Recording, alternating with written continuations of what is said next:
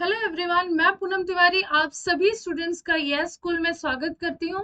आप सभी का अभिनंदन करती हूँ, वंदन करती हूँ। उम्मीद करती हूँ कि आप सभी की पढ़ाई बहुत अच्छे से चल रही होगी। आज से हम यूपी लेखपाल एग्जाम की तैयारी करेंगे। हिंदी का जो उसमें कंटेंट आता है 25 मार्क्स का, उसकी हम तैयारी करेंगे। तो आज से हम श्री गणेश करते हैं और आज का हमारा सबसे पहला टॉपिक होता है समास। सबसे पहले हम जानेंगे इस क्लास में कि समास की परिभाषा क्या होती है, समास विग्रह कैसे किया जाता है, समास के भेद और उदाहरण क्या क्या है, वो हम आपके साथ डिस्कस करेंगे। तो सबसे पहले हम देखते हैं कि समास की परिभाषा क्या है, उसका अर्थ क्या होता है। तो समास शब्द का शाब्दिक अर्थ होता है छोटा रूप या फिर संक्षेप।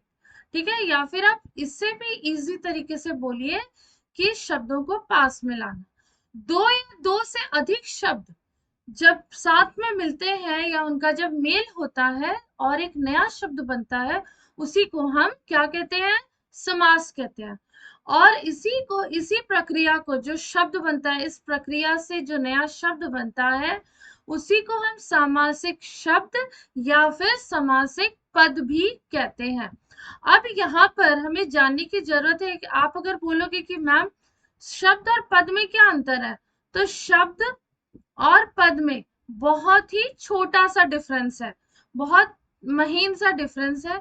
शब्द गंगा है, जल है, लेकिन जब इसी पद को आप किसी वाक्य में पिरो देते हैं, सार्थक वाक्य में आप इसको ऐड कर देते हैं, जोड़ देते हैं, और इस शब्द को लेकर, इस संपूर्ण शब्द को लेकर आप एक नए वाक्य की रचना करते हैं, तो जैसे ही ये शब्द वाक्य में आ जाता है, तो ये शब्द शब्द न रहकर पद बन जाता है।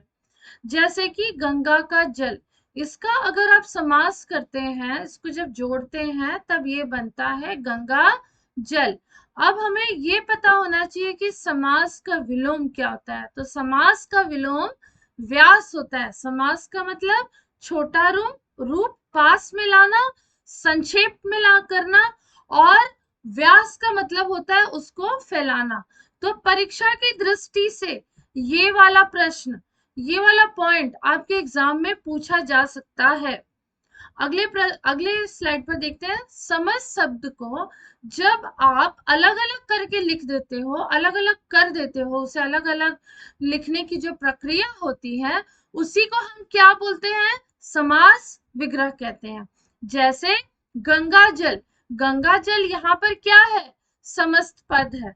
अब जब इसी को गंगा जल के अंग को ही, गंगा जल शब्द को ही जब आप अलग अलग करके लिखते हो, तब ये इसमें से दो शब्द निकलते हैं, एक है गंगा, दूसरा है जल। अब देखिए समास विग्रह कैसे किया जाता है। जैसे यहाँ पे लिखा हुआ है गंगा जल, तो गंगा प्लस जल अर्थात गंगा का जल। घुड़सवार, घुड़ मतलब घोड़ा, और सवार का मतलब क्या होता है, घोड़े पर सवार। फिर यहाँ पर घुड़सवार का मतलब सवारी करने वाला, और इसका आप क्या विग्रह हो जाएगा, घोड़े पर सवार। त्रिलोचन मतलब तीन है लोचन जिसके, अर्थात शिव। अब देखिए समस्त पद क्या होता है। समस्त पद ये पूरा शब्द है, यथाशक्ति। और इसको जब आप विग्रह करते हैं, तब इसका अर्थ क्या हो जाता है, शक्ति के अनुसार।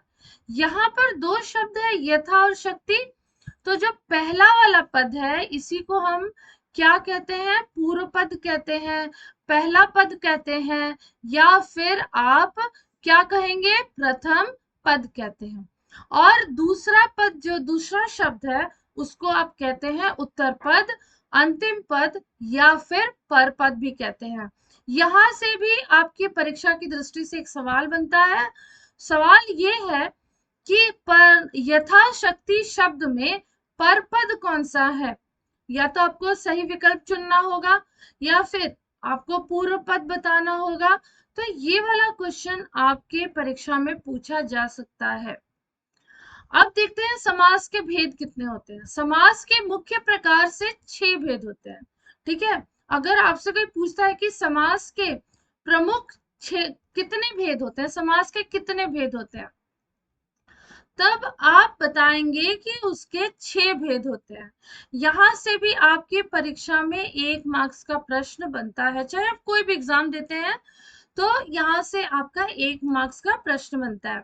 अव्ययी भाव समास, अव्ययी भाव समास पहला है, इसमें पूर्व पद क्या होता है, प्रधान होता है, और पहला पद अव्यय होता है। अव्यय ऐसे शब्द हैं जिनका लिंग, वचन और कारक की दृष्टि से किसी भी तरह का कोई भी परिवर्तन नहीं होता, इसी को आप अविकारी शब्द भी कहते हैं।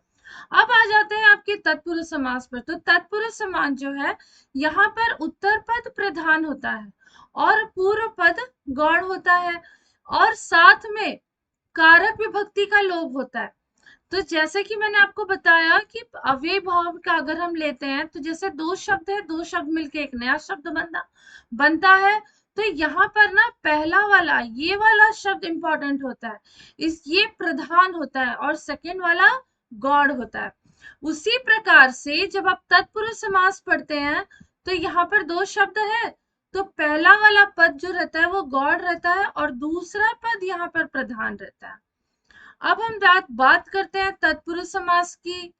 जैसे कि मैंने आपको बताया कि यहाँ पर पहला और दूसरा शब्द पद है, लेकिन दूसरे पद का ये क्या रहता है, प्रधान रहता है दूसरा पद, और साथ में कारक विभक्ति का लोप होता है। हमारे कारक विभक्ति कितने हैं, कुल इनकी संख्या 8 है, लेकिन यहाँ पर कर्ता और संबोधन को छोड़कर बाकी जितने कारक विभक्ति हैं उनका यहाँ पर लोप दिखाया जाता है तत्पुरुष समास में।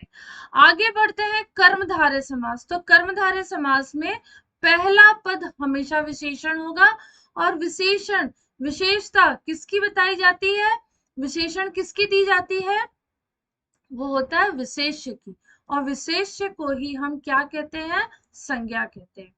अब आ जाते हैं द्वंद्व समास पर। द्वंद्व समास में दोनों पद क्या होते हैं, समान होते हैं। जैसे कि महाभारत में आपने देखा दुर्योधन और भीम के बीच में द्वंद्व युद्ध हुआ था। क्यों, क्योंकि वो दोनों में पावर एक जैसी थी, ताकत बल एक जैसा था, दोनों एक ही शस्त्र में, अस्त्र में क्या थे, निपुण थे, एक ही कला में निपुण थे, इसलिए दोनों के बीच में द्वंद्व युद्ध हुआ था। तो जैसे कि द्वंद्व युद्ध, द्वंद्व समास मतलब द्वंद्व मतलब दोनों पद इक्वल रहता है, दोनों पद क्या रहेगा, इक्वल रहेगा। जैसे कि अब मैं लिख दूं माता पिता।